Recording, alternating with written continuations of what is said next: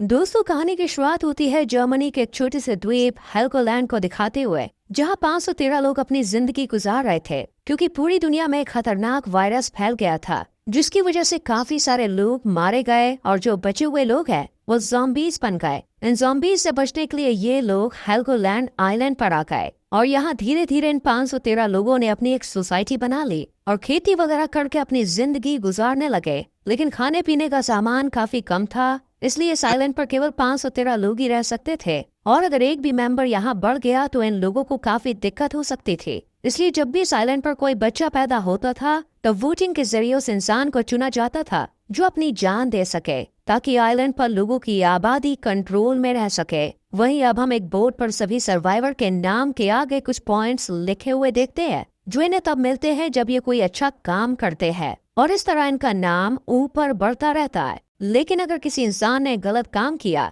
तो उसका नाम नीचे चला जाता है। इस आइलैंड के लोगों को मैनेज करने के लिए काउंसिल कमेटी भी है जिसकी सुपीरियर बियट्रिस नाम की एक लेडी होती है। इसके बाद हमें 15 साल आगे की कहानी को दिखाया जाता है जहां पूरे शहर के लोग एक हॉस्पिटल में आए हुए होते हैं क्योंकि आज एमिली नाम की एक लड़की अपने बच्चे को जन्म देने वाली है। इस पूरे सीन को लूला नाम के एक रिपोर्टर अपने कैमरे में रिकॉर्ड कर रहे थे। अब रूल के हिसाब से जब कोई बच्चा पैदा होता है तो किसी दूसरे इंसान को अपनी जान देनी होती है, इसलिए एमिली के पिता खुद अपनी जान देने का फैसला करते हैं और एक चट्टान से कूद जाते हैं। वहीं हॉस्पिटल में एमिली एक बच्चे को जन्म देने के बाद दूसरे बच्चे को भी इस दुनिया में ला रही होती है क्योंकि उसे जुड़वा बच्चे पैदा हुए थे। ये देखकर बियट्रिस एक बार फिर काउंसिल कमेटी की मीटिंग रखती है और सभी लोगों से इस बारे में बात करती है। काफी देर तक सोचने के बाद ये लोग वोटिंग करने का डिसाइड करते हैं ताकि वोटिंग के जरिए पता चल सके कि किस इंसान को सैक्रिफाइस करना है। अब दूसरी तरफ हम क्रिश्चियन और हेनरिक नाम के दो दोस्तों को देखते हैं जो बोर्ड पर अपनी रैंकिंग देख रहे थे।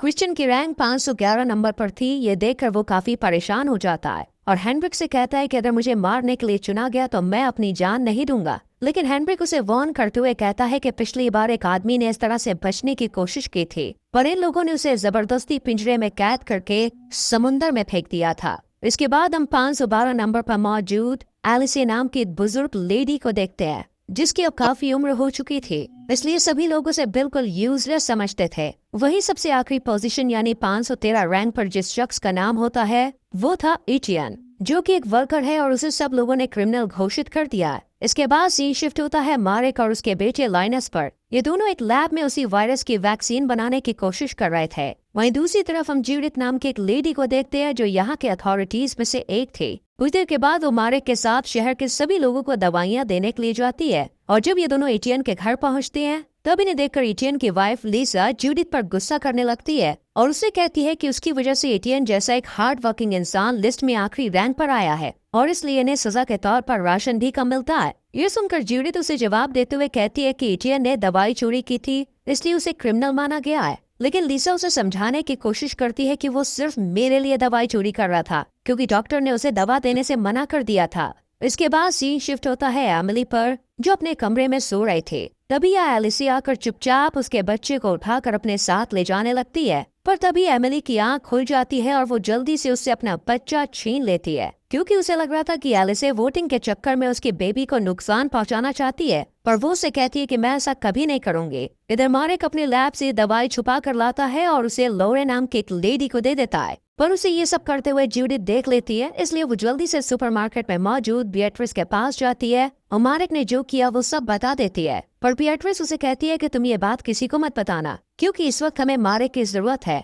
लेकिन एक दिन हम उसे सजा जरूर देंगे और उसके बाद मैं उसकी जगह तुम्हें दे दूंगी। इन दोनों की ये सब बातें क्रिश्चियन और हेनरिक भी सुन रहे होते हैं कि तभी यहाँ पर एक बच्चा गिर जाता है और उसका सारा सामान टूट जाता है। ये देखकर हेनरिक को एक आइडिया आता है और वो क्रिश्चियन से कहता है कि यही रैंक बढ़ाने का सबसे अच्छा मौका है, तुम जल्दी से जाकर उस बच्चे की मदद करो ताकि लोगों की नजरों में तुम ऊपर उठ सको। हेनरिक की बात मानकर क्रिश्चियन भी ऐसा ही करता है और उस लड़के को अपना खाना दे देता है। जब बियट्रिस उन्हें ऐसा करते हुए देखती है तो उसे काफी खुशी होती है, इसलिए वो हेनरिक और क्रिश्चियन को एक्स्ट्रा पॉइंट्स देने का ऐलान करती है। तभी हेनरिक की नजर एटियन और लीसा पर पड़ती है जो किसी स्टोर में आए हुए थे।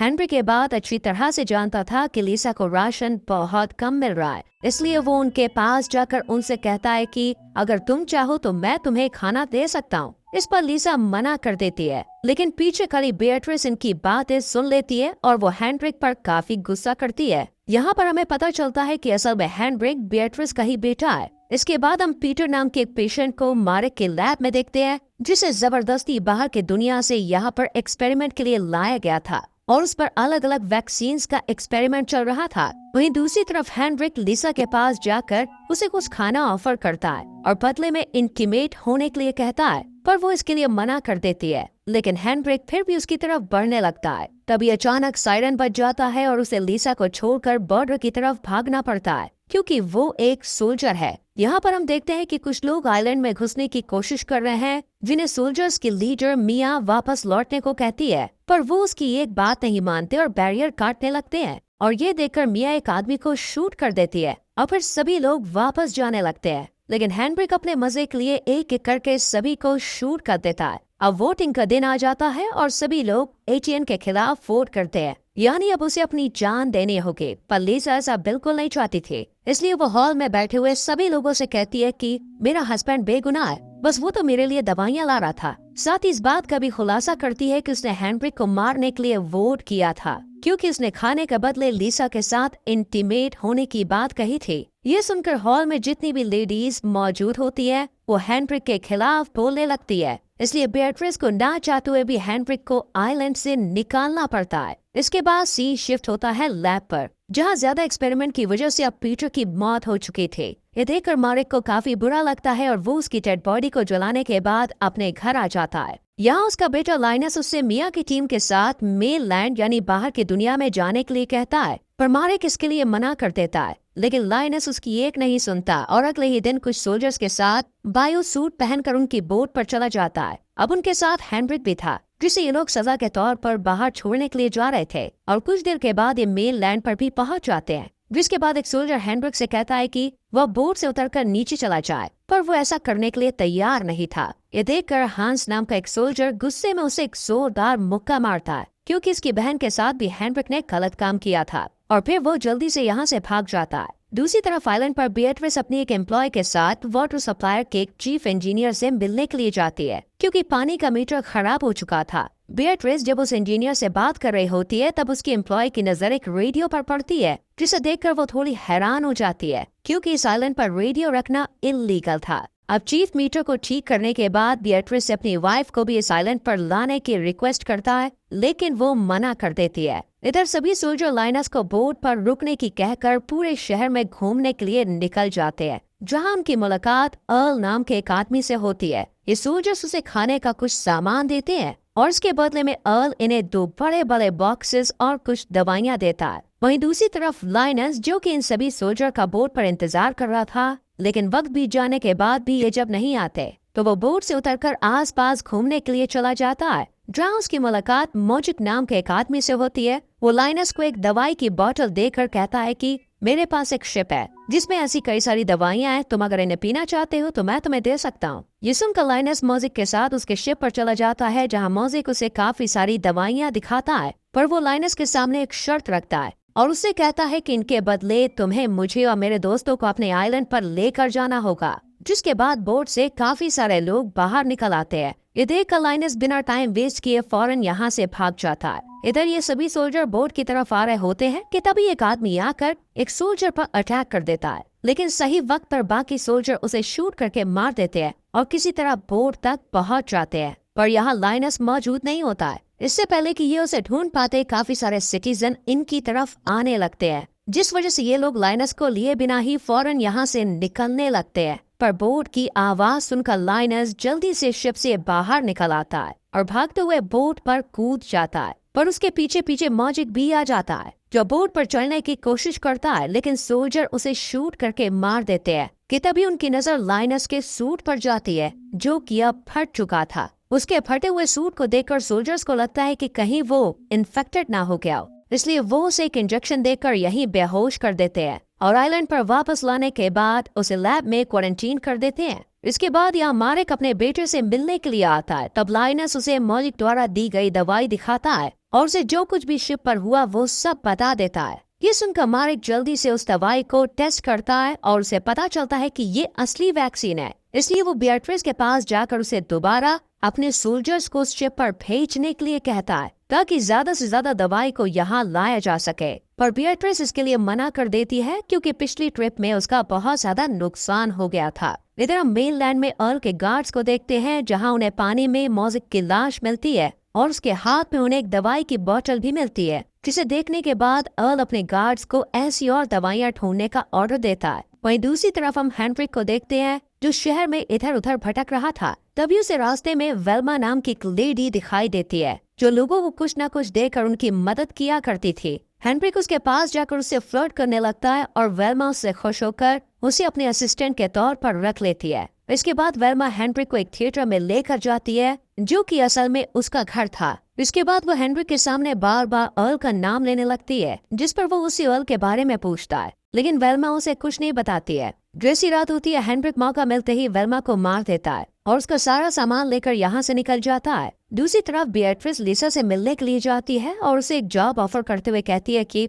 अगर तुम मुझे इस शहर की सारी जानकारी लाकर दोगी तो इसके बदले मैं तुम्हें और तुम्हारे हस्बैंड को एक अच्छी जिंदगी दे सकती हूँ। ये सुनकर लिसा बहुत ज्यादा खुश हो जाती है और इस जॉब के लिए मान जाती है, पर असल में ये सिर्फ बियट्रिस का एक प्लान था। इधर लैब में लाइनस की जगह अब जूडिथ को काम में लगा दिया जाता है और जब वो अर्ल के द्वारा दिए गए उन 2 बड़े बॉक्सेस को खोल कर देखती है तो उसमें एक आदमी और एक लेडी को कैद करके रखा गया होता है, जिन पर अब मार्क वैक्सीन का एक्सपेरिमेंट करने वाला था। इससे पहले कि वो कुछ कर पाता, यहाँ लैब में एक सोल्जर की डेथ हो जाती है और उसके पूरे शरीर पर लाल निशान बन जाते हैं, यानी वो वायरस से इन्फेक्टेड हो चुका था। वहीं जब लाइनस अपनी बॉडी को देखता है तो उसे भी सेम वैसा ही निशान नजर आते हैं, जिन्हें देखकर वो बहुत ज्यादा डर जाता है, लेकिन इसके बारे में किसी को नहीं बताता है। इसके बाद हम काउंसिल की एक मीटिंग को देखते हैं जहां बियट्रिस उस पेशेंट की मौत का जिम्मेदार मिया को ठहराते हुए कहती है कि उसने अपनी टीम को सही तरह से प्रोटेक्ट नहीं किया था, इसी वजह से वो सोल्जर इन्फेक्टेड हो गया। इसलिए बियट्रिस उसके 100 पॉइंट्स कम कर देती है और उसे सजा के तौर पर जेल में काम करने के लिए भेज दिया जाता है। तभी इसी हॉल में मौजूद लोला की बेटी फियोना अचानक खांसने लगती है,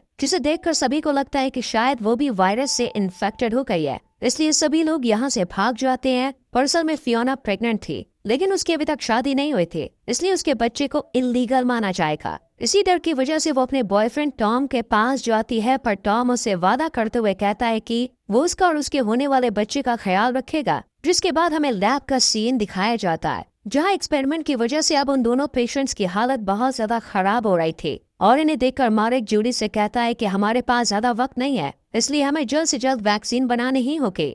इधर आइलैंड पर अर्ल अब मोज़िक के लोगों से मिलता है और उन्हें इसकी बॉडी दिखाकर कहता है किसी आइलैंड के लोगों ने मारा है, अगर तुम लोग मुझे दवाई के बारे में बता दोगे तो मैं तुम सबकी जिंदा रहने में मदद करूंगा। ये सुनकर स्पार्क नाम का एक आदमी आगे आता है और अर्ल से कहता है कि मैं तुम्हारी हेल्प करने के लिए तैयार हूँ, पर इसके बदले तुम्हें मुझे आइलैंड पर लेकर जाना होगा। कुछ देर सोचने के बाद अर्ल इसके लिए राजी हो जाता है। दूसरी तरफ मार्क जेल में मिया से मिलने के लिए जाता है और उससे कहता है कि मैं तुम्हारी जेल की सजा को कम करा सकता हूँ, लेकिन इसके बदले मैं चाहता हूँ कि तुम मेन लाइन पर जाकर उस शिप से वो वैक्सीन लेकर आओ। लेकिन मिया इस काम को करने के लिए मना कर देती है। इसके बाद हम हेनरिक को देखते हैं जिसे मेन लाइन पर कैनिबल की एक गैंग पकड़ लेती है, पर हेनरिक अपनी जान बचाने के लिए झूठ बोलते हुए कहता है कि वो अर्ल के लिए काम करता है। ये सुनकर कैनिबल गैंग उसी अर्ल से मिलवाने के लिए ले जाते हैं, पर अर्ल तो उसे जानता भी नहीं था, इसलिए वो हेनरिक को मारने वाला ही होता है कि तभी वो जोर से चीख कर कहता है कि मैं बियट्रिस का बेटा हूँ और गलती से यहाँ पे आ गया हूँ। इसके बाद वो अर्ल को वेल्मा की मौत के बारे में बताता है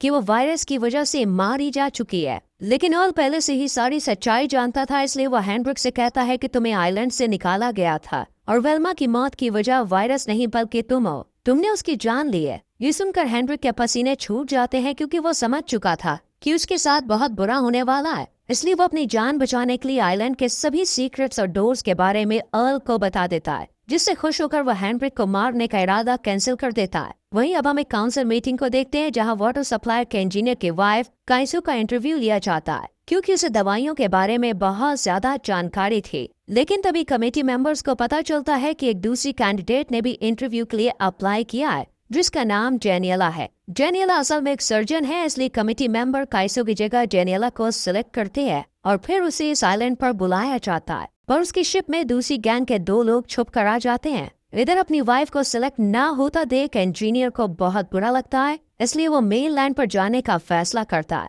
लेकिन बियट्रिस उसे ऐसा करने से मना कर देती है क्योंकि वो पूरे आइलैंड पर इकलौता इंजीनियर था जो वाटर सिस्टम को ठीक कर सकता था। दूसरी तरफ अब एटियन को बियट्रिस की मदद से विंड मिल में नई जॉब मिल जाती है, जहाँ काम करने के दौरान उसे एक शराब की बोतल मिलती है जिसे वो अपने बॉस को दे देता है, जिसके बाद बॉस उस बोतल की सारी शराब पी लेता है और नशे की हालत में ही काम करने के लिए चला जाता है। इतने में ही यहाँ इंजीनियर भी हाथ पे हथौड़ा लेकर आ जाता है और गुस्से में विंड मिल की सभी मशीनों को तोड़ने लगता है। ये देखकर बॉस जल्दी से उसे रोकने के लिए सीढ़ियों से ऊपर जाने की कोशिश करता है, पर तभी उसका पैर फिसल जाता है और उसका पैर टूट जाता है, जिसके बाद उसे इलाज के लिए हॉस्पिटल में लाया जाता है और फिर मारेक उसकी सर्जरी करता है। पर सर्जरी के दौरान उसकी नजर डेनियला पर पड़ती है तो वो देखता है कि वो बहुत ज्यादा घबरा रही है, इसलिए वो इसकी वजह पूछता है। तब डेनियला उसे बताती है कि वो कोई सर्जन नहीं है, बस उसने ये सब किताबों में पढ़ा था। साथ ही वो मारेक से ये भी कहती है कि उसे पता है कि लाइनस इन्फेक्टेड है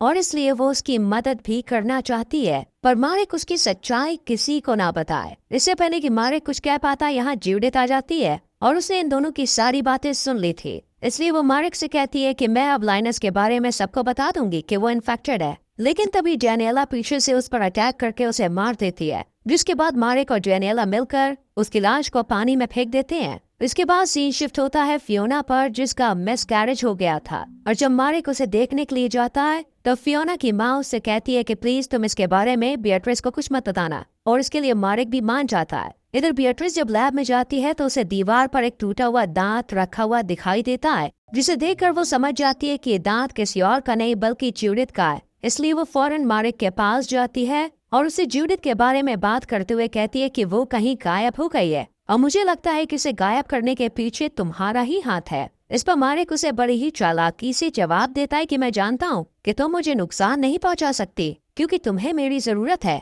ये सुनकर बियट्रिस शांत हो जाती है और कुछ देर सोचने के बाद कहती है कि वो ज्यूडिथ की मौत का इल्जाम इंजीनियर पर डाल देगी और लिसा की मदद से कुछ झूठे सबूत लोगों को दिखाकर ये साबित कर देती है कि ज्यूडिथ की मौत का जिम्मेदार इंजीनियर है। इसके बाद हम एटियन को देखते हैं, जिसे अब विंड मिल का नया इंचार्ज बना दिया गया था। ये बात जब बॉस को पता चलती है तो वो गुस्से में एटियन के घर जाता है और उससे कहता है कि तुमने मुझे जानबूझकर शराब की बोतल दी ताकि मेरे साथ वो एक्सीडेंट हो जाए और तुम मेरी जगह ले सको। इस पर एटियन ना में जवाब देता है। अब अगले दिन इंजीनियर के पैरों को बांधकर उसे समुद्र में फेंक दिया जाता है और ये देखकर मारेक को काफी बुरा लगता है, इसलिए वो लाइनस के पास जाकर उसे सब कुछ सच बताने का फैसला करता है। और इसके बाद हमें 15 साल पहले की कहानी दिखाई जाती है, जहाँ एक दिन मारेक की मुलाकात सुपरमार्केट में काम कर रही बियट्रिस से होती है, लेकिन वो उससे कुछ ज्यादा बात नहीं करता है और अपने लैब में आ जाता है, जहाँ वो नर्स लोर के साथ मिलकर वैक्सीन बनाने का काम करता है। इधर बियट्रिस कुछ लोगों के साथ मिलकर सुपरमार्केट को अपने कब्जे में ले लेती है